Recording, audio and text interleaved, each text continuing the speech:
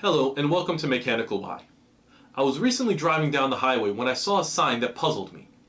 There was a picture of famed physicist and Nobel Prize laureate Albert Einstein. And next to this picture was a phrase that read, "As a student, he was no Einstein." This echoes a myth that I've heard many times. It is often said that Einstein was a poor student, even having failed math courses in school, all before becoming one of the world's most celebrated physicists and leading mathematicians.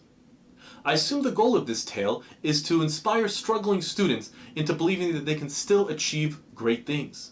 And while I truly appreciate the sentiment, it bothers me that it is done with a lie, or at least with a misdirected truth. Einstein was not a struggling student insofar as he achieved poor grades in school. He excelled in physics and mathematics at a young age, and began writing essays on physics as early as 15. At 16, he took an entrance exam for the Swiss Federal Polytechnic Institute, and though he failed to gain entry in the general exam, he received high marks in physics and mathematics.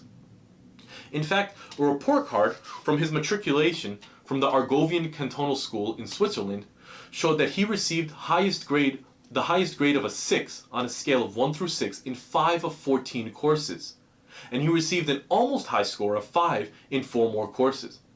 In fact, his only score below a 4 was a single 3 on a scale of 1 to 6 that he achieved in French of all subjects.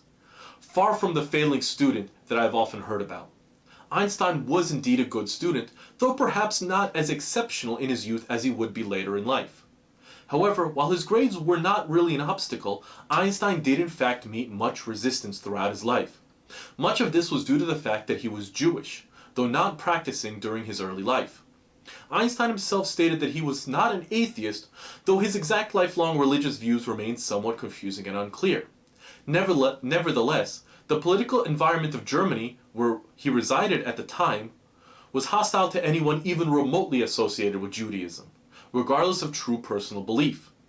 In his professional career, he received particularly harsh criticism from fellow German physicist Philipp Lenard. While Lenard was himself quite accomplished, earning a Nobel Prize in 1905, he was a staunch German nationalist. Lenard would join the Nazi Party and become a physics advisor to Hitler himself. Lenard and many others of the time accused Einstein and other physicists of performing Jew physics.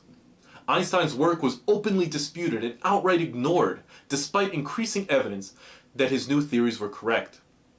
Einstein managed to escape Germany in 1933 when he moved to the United States.